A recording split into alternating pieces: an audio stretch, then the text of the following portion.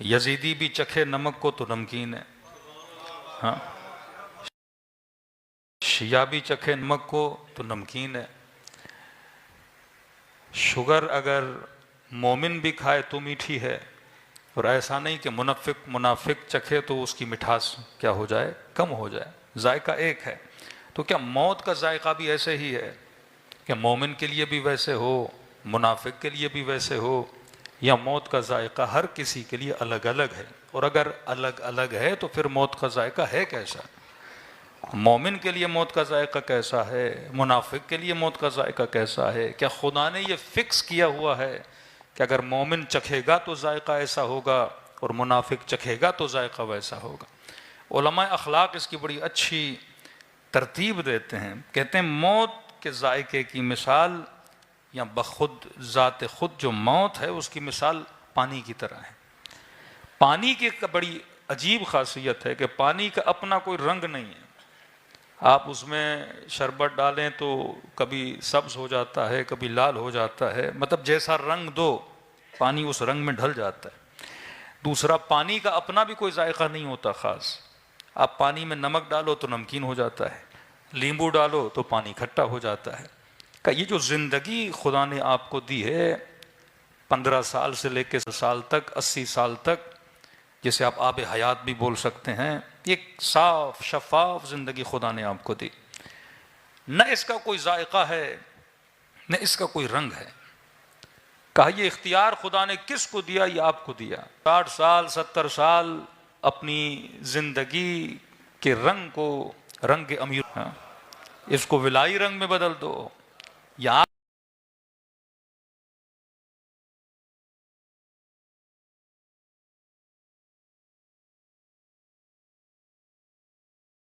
آپ کی مرضی ہے اس رنگ کو یزیدی رنگ میں بدل دو، آپ کی مرضی لا من العسل، شہد سے زیادہ میٹھا ہے۔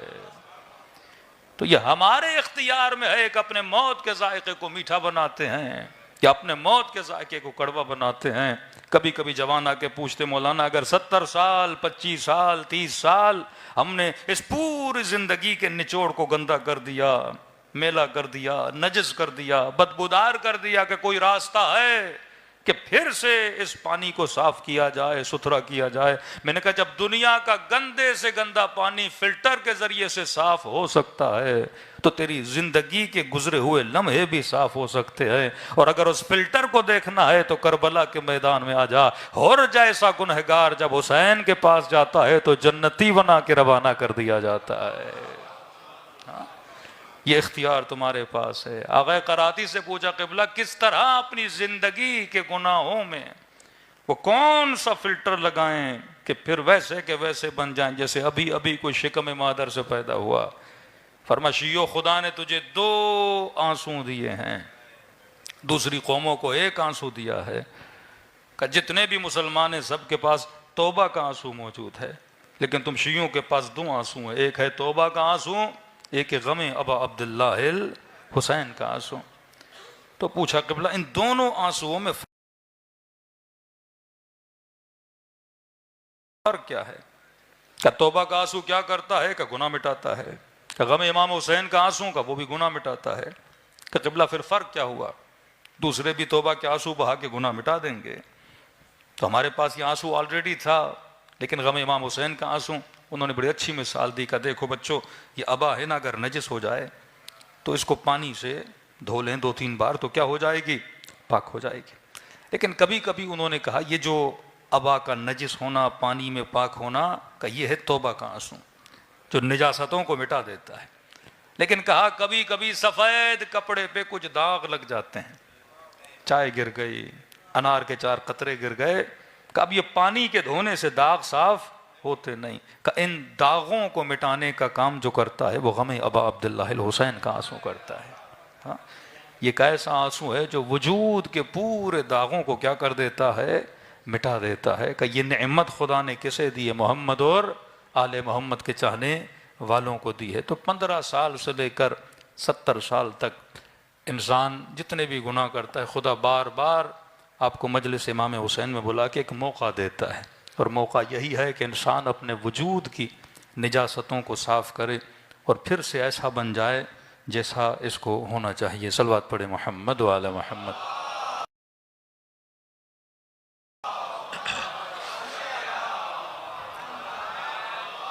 ایک نقطہ اور زحمت کو تمام کروں. اب یہ 70 سال جو ہم 60 سال 50 سال جتنی خدا نے آپ کو زندگی دی، اب من کے آخرت میں اٹھنا ہے. کبھی تو یہ ہے کہ مولانا پڑھیں، روزے زیادہ سے زیادہ رکھیں، خطبہ کے لیے ہے مجلسیں زیادہ سے زیادہ پڑھیں. وہ کون سا کام ہے جس چیز کے کرنے سے ہم مقصد انسانیت اور ہدف انسانیت کو پورا کریں گے؟ ہمارے حوزہ علمیہ میں ایک ڈیفینیشن آف ہیومن بتائی جاتی ہے کہ انسان کہتے کیسے ہیں.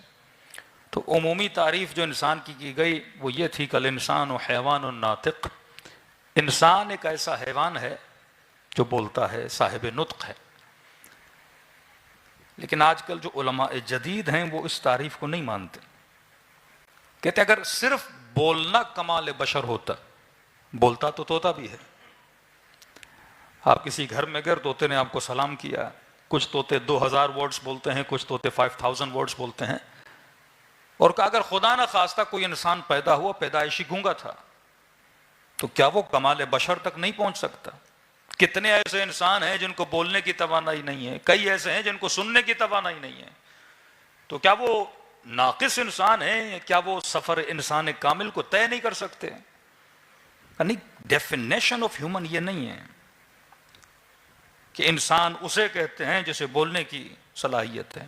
ہاں کلی طور پہ فرق انسان اور حیوان یہ سمجھا جاتا ہے کہ انسان بولتا ہے. بولنا ایک ذریعہ ہے کنیکشن کا، ورنہ آج ٹائپ کے ذریعے سے مختلف ذرائع سے بھی انسان اپنے پیغام پہنچا سکتا ہے.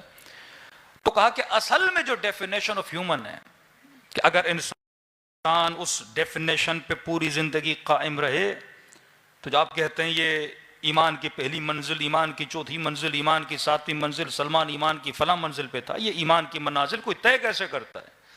اور قیامت کے دن وہ کون سا ٹیمپریچر ہوگا کہ خدا یہ بتائے کہ تم انسانیت کی 7ویں منزل پر ہو، تم انسانیت کی 8ویں منزل پر ہو، جب تک ہم اس ڈیفینیشن کو پورا نہیں کرتے. کہ ڈیفینیشن آف ہیومن سب سے بڑا فرق ایک انسان اور حیوان میں ہے وہ یہ ہے. اور اسی فرق کو اگر انسان پوری زندگی برقرار رکھے تو انسان ایک کامل بن کے دنیا سے چلا جائے گا. کہ وہ فرق کیا ہے؟ کہ اصل میں ڈیفینیشن آف ہیومن کیا ہے؟ کہ انسان اسے کہتے ہیں جسے لا محدود سیکھنے کی صلاحیت موجود ہے. یہ چیز حیوان میں نہیں ہے. آپ ایک بندر کو سرکس میں لا کے محدود تعلیم دے سکتے ہو، ایک شیر کو سرکس میں لا کے ہلکا پھلکا سکھا سکتے ہو، لیکن آپ کسی بندر کو ڈاکٹر نہیں بنا سکتے، کسی بندر کو کمپلیٹلی ڈرائیور نہیں بنا سکتے، مینیجر نہیں بنا سکتے، اپنا سیکرٹری بنا کے آفس میں نہیں رکھ سکتے. تبھی کہا کہ یونیورسٹیز انسانوں کے لیے بنی، اسکولز انسانوں کے لیے بنے، مدارس انسانوں کے لیے بنے. یہ مجالس کس کے لیے رکھی گئیں؟ انسانوں کے لیے رکھی گئی. فرش عزا کس کے لیے بچھایا جاتا ہے؟ انسانوں کے لیے بچھایا جاتا ہے. کیونکہ خدا نے آپ کو یہ صلاحیت دی کہ آپ کے اندر لامحدود سیکھنے کی صلاحیت موجود ہے. اب یہاں پہ دوسرا جملہ، اگر کوئی انسان نما جسم رکھے پر اس کے اندر سیکھنے کی صلاحیت نہ ہو، پھر سورہ جمعہ اولئک کالحمار بل ہم، کہ وہ گدھے کی طرح ہیں بلکہ اس سے کیا ہیں؟ بدتر ہیں. کیونکہ کتابیں ہوں پر سیکھنے کی صلاحیت نہ ہو. ایک انسان کو یونیورسٹی میں داخلہ کر اس سے کیا ہیں؟ بدتر ہیں. کیونکہ کتابیں ہوں پر سیکھنے کی صلاحیت نہ ہو. ایک انسان کو یونیورسٹی میں داخلہ کروائیں اور اسی دن کسی گدھے کا بھی داخلہ کروائیں، فرق کا پتہ کیسے چلے گا؟ 4 سال کے بعد اگر ڈگری لے کر نکلا تو انسان، لیکن 4 سال کے بعد گدھا پھر بھی کیا رہتا ہے؟ گدھے کے گدھا رہتا ہے. تو انبیاء کے ساتھ اولیاء کے ساتھ بیٹھنا کمال نہیں ہے، ان کی محفل میں بیٹھ کے سلمان بننا کمال ہے. یہ فرق ہے فکر اہل بیت کا اور غیر افکار اہل بیت کا. ہم کہتے ہیں بڑے بڑوں سے بیٹھے، لیکن بیٹھنے کا فائدہ یہ ہے کہ ان کے ساتھ بیٹھنے کے ساتھ کچھ سیکھے. تو اگر ہم زیادہ سے زیادہ انسان بننا چاہتے ہیں تو ہمیں زیادہ سے زیادہ علم حاصل کرنا ہوگا. جتنی صلاحیت علمی ہماری زیادہ ہوگی اتنا ہمارا معیار علمی زیادہ ہوگا. صلوات پڑھے محمد و آل محمد.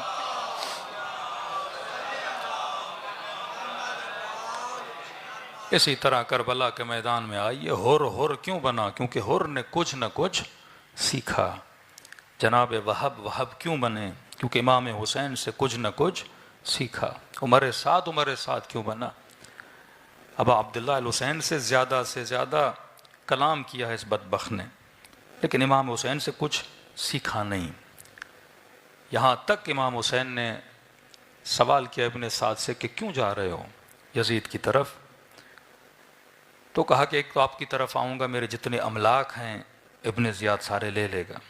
دوسرا میرے بچوں کی جان کو خطرہ ہے.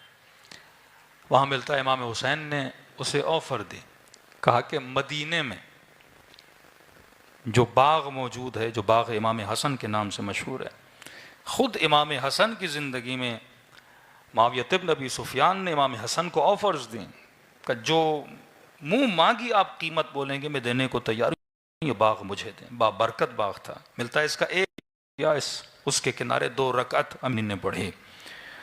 امام حسین فرماتے وہ باغ میں تجھے دینے کے لیے تیار ہوں اگر تو یہاں آ جاؤ. تیرے بچوں کو جان کو خطرہ ہے، میں گارنٹی دیتا ہوں، جنت کی گارنٹی میں دیتا ہوں. لیکن آخر میں اس نے شعر پڑھے کہ حسین آپ تو وعدے کر رہے ہو، لیکن رے کی حکومت جنت سے زیادہ میرے لیے میٹھی ہے. اس وقت مولا نے بد دعا دی. امام نے فرمایا اتنا سمجھا بھی رہا ہوں، پیغام بھی دے رہا ہوں، انعام بھی دے رہا ہوں، لیکن پھر بھی آنے کے لیے تیار نہیں. کہ پروردگارا اسے اس کے بستر میں موت دے. اور جناب مختار میں گئے کہ تبھی بستر سے اٹھا نہیں تھا، اسی وقت اس کا سر قلم کر دیا اور اس سے موت آ گئی. لیکن جنہوں نے حسین کی آواز پہ لبیک کہا، 1400 سال گزرنے کے بعد آج بھی ہر مجلس میں اصحاب حسین پہ کیا کیا جاتا. تو اگر بقا سے محبت کرو گے تو خدا باقی رکھے گا. عاشق زوال نہ بنو، عاشق بقا بنو. کسی نے کہا مولا حسین آپ کی کربلا آ نہیں سکتا، غریب ہوں، بیمار ہوں. امام حسین نے فرمایا اگر آ سکو تو کربلا ضرور آؤ، کیونکہ مرنے کے بعد احساس ہوگا کہ زیارت ابا عبداللہ الحسین کا ثواب کتنا زیادہ ہے. مشہد کے بہت بڑے عالم دین بیٹے کی خواب میں آئے کہ بابا اگر واپسی میں دنیا میں ایک دن ملے آپ کیا کریں گے؟ کہ بیٹے میں نے پوری زندگی میں 39 مرتبہ امام رضا کی زیارت کی، اور ہر زیارت کے بدلے میں امام رضا 3 مرتبہ عالم برزخ میں مجھ سے ملنے آئے. تو اگر ایک دن بھی مجھے ملے گا تو کہا میں امام معصوم کی زیارت کو جاؤں گا. یہ امام حسین کا جملہ. فرمایا مرنے کے بعد تجھے پتا چلے گا کہ ہماری زیارتوں کا ثواب عالم برزخ میں تجھے کتنا ملتا ہے. لیکن کہ مولا اگر نہ آ سکوں تو کیا کروں؟ بے اولاد ہوں، کوئی سہارا نہیں ہے، پیسہ نہیں ہے، مال نہیں ہے، دولت نہیں ہے. فرمایا ہم کریم ہیں.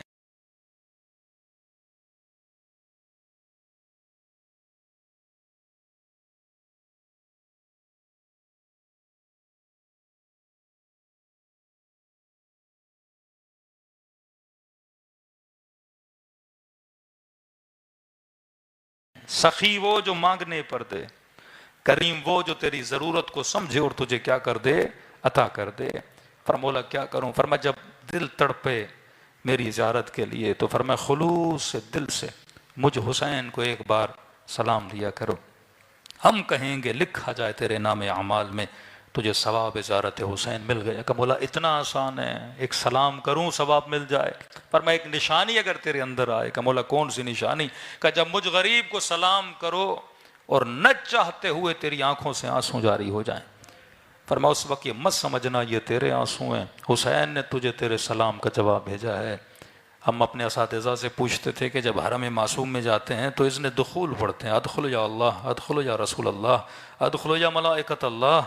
کہ کیسے پتا چلے؟ اذن ملا کے داخل ہو جاؤ. اذن دخول تو ہر کوئی پڑھتا ہے. تو وہاں بھی یہی جواب تھا کہ اگر اذن دخول پڑھتے پڑھتے اگر نہ چاہتے ہوئے آنکھوں سے آنسو آ گئے تو یہ مت سمجھنا تیرے آنسو ہیں، حسین نے تجھے اذن دیا ہے کہ میرے حرم میں داخل ہو جاؤ. دلوں کو چند لمحوں کے لیے کربلا کی طرف روانہ کریں. ایسے سلام کریں جیسے زینب کبریٰ نے کیا، ایسے سلام کریں جیسے 4 سالہ بچی نے کیا. یہ سلام ہر شیعہ کو آتا ہے، نہ بھی آتا ہو تو نام حسین ہر کسی کو آتا ہے. چند سلام اور رفع زحمت. فرمایا ایسے سلام کرو جیسے کربلا کے یتیم کیا کرتے تھے. ایسے سلام کرو جیسے سیدہ زینب سلام کیا کرتی تھی، اور اس خلوص سے کرو کہ خدا ہم سب کے نام اعمال میں ثواب زیارت حسین کو درج کریں سب مل کے۔ السلام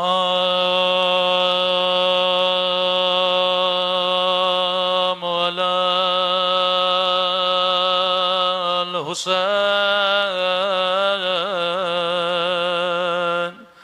وعلی علی ابن الحسین وعلی اولاد حسین وعلی اصحاب الحسین، سب مل کے السلام علی الحسین وعلی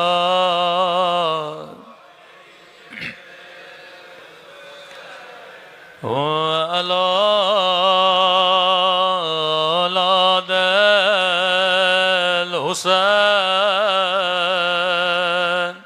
وعلی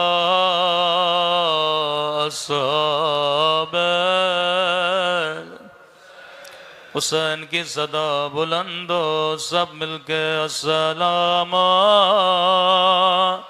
علی الحسین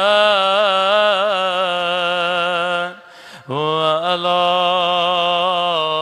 علی ابن وعلی اولاد وعلی اصحاب، میرا سلام ہو اس درد بھرے منظر پہ جب زینب کی نظر حسین کی پامال بدن پہ پڑی،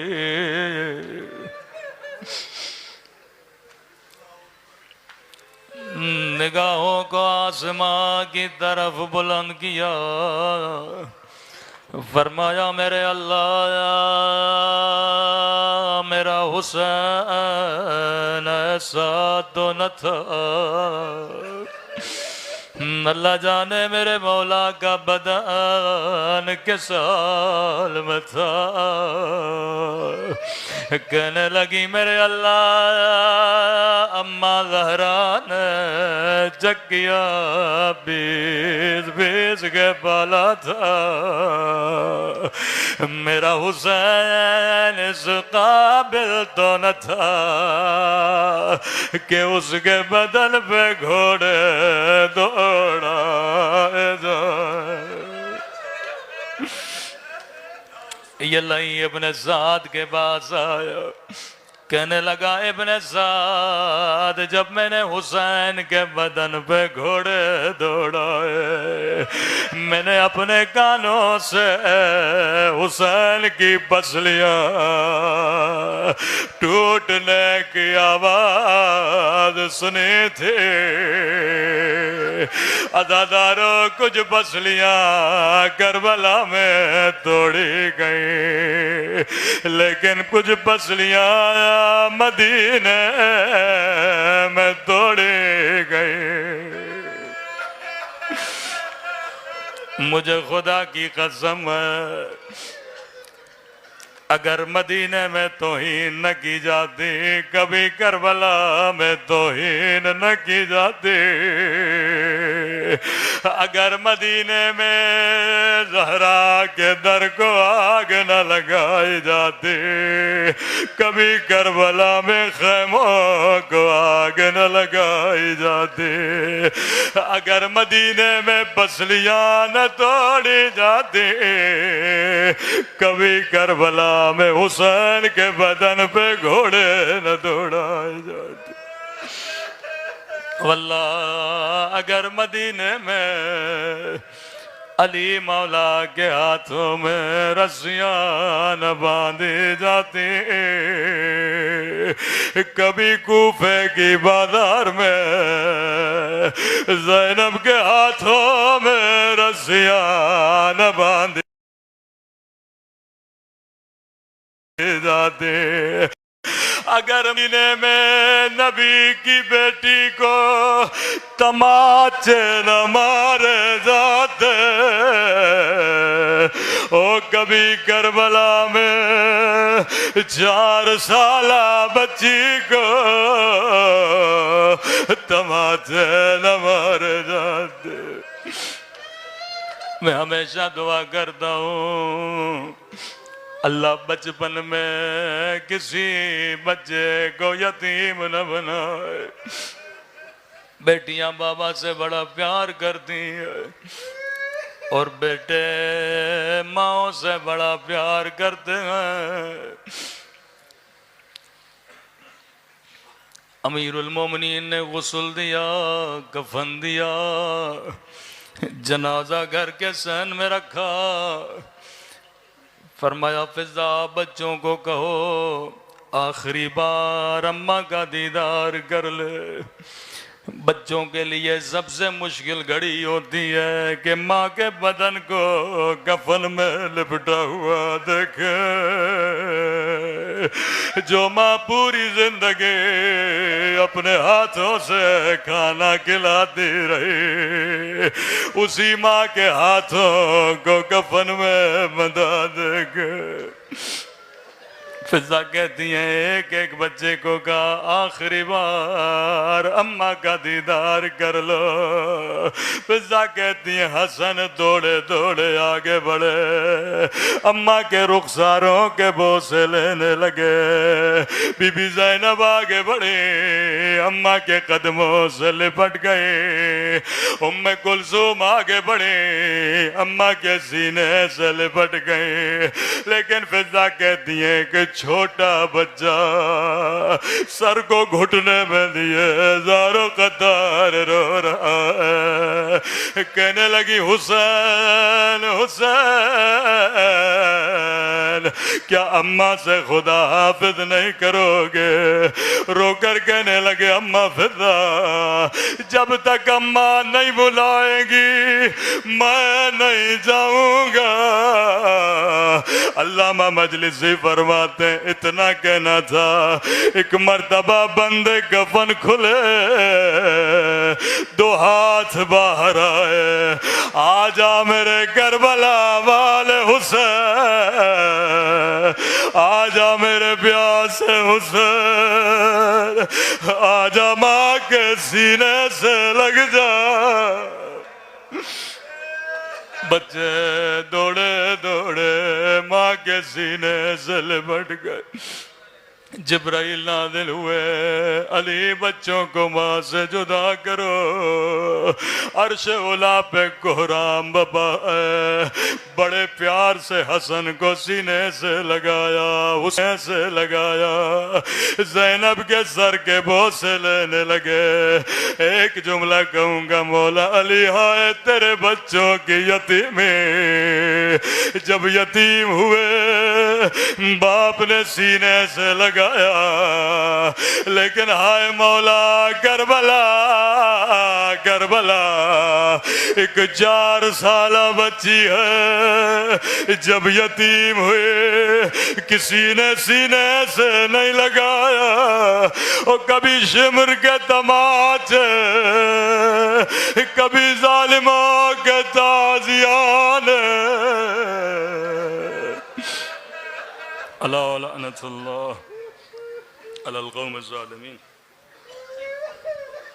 پروردگارہ بحق محمد و آل محمد مرحومہ کے درجات کو بلند فرما، جتنے بھی قبلہ کے مرحومین ہیں ان کو اللہ عطا فرما۔